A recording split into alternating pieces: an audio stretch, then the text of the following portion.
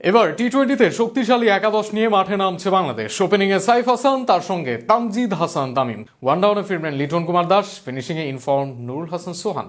বল হাতে আরও একবার ম্যাজিক দেখানোর অপেক্ষায় রিশাদ আর মুস্তাফিজুর রহমান। আরও থাকছে প্রতিবেদন। টানা 2 ওয়ানডে সিরিজের পর আবারও টি-20 ক্রিকেটে ফিরছে টাইগাররা। শটার ফরম্যাটের বিশ্বকাপের আগে এই সিরিজ সবচেয়ে বড় প্রস্তুতির মঞ্চ, তাই ভুল করা চলবে না একটুও। প্রায় 1 মাস পর দলে ফিরেছেন লিটন দাস, স্বস্তি ফিরেছে টাইগার ডাগআউটে। 3 নম্বরই খেলবেন টাইগার কাপ্তান, নিজেকে প্রস্তুত করেছেন ঠিক সেভাবেই। তবে কাঁধের ইনজুরি কাটিয়ে ফেরা পারভেজ জীবনের একাদশে ফেরাটা হতে পারে আরো দীর্ঘ।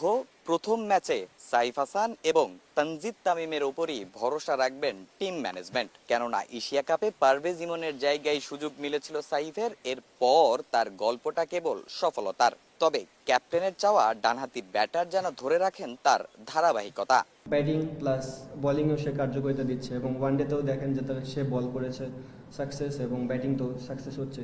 অ্যাজ এ ক্যাপ্টেন হিসেবে আমার একটাই চাওয়া থাকবে, সে যেভাবে ক্রিকেট খেলতেছে ফ্রিলি এইভাবেই যেন খেলে। 4 নম্বরে তাওহিদ হৃদয়, 5 নম্বরে খেলতে পারেন শামীম পাটোয়ারি। তবে 6 নম্বর পজিশনটা নিয়েই আছে জটিলতা, জাকের নাকি নুরুল হাসান সোহান। কে খেলবেন এই পজিশনে?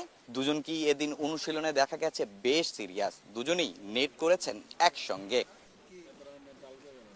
প্রথম ম্যাচে 3 স্পিনারের উপরই ভরসা রাখবে টাইগার টিম ম্যানেজমেন্ট। রিশাদ নাসুমের সঙ্গে দেখা যেতে পারে শেখ মেহেদীকে। তবে সবশেষ আফগানিস্তানের বিপক্ষে টি-20 সিরিজে একটু বেশি খরুচে ছিলেন রিশাদ হোসেন, তাই তার কাছ থেকে আরো একটু নিয়ন্ত্রিত বোলিং এর প্রত্যাশা টাইগার কাপ্তানের। রিশাদ যেভাবে দেখে আসছি এতদিন ধরে, একটা বিগ অ্যাসেট বাংলাদেশের জন্য। সে যখনই ভালো বল করে বাংলাদেশ টিম অনেক টপে থাকে।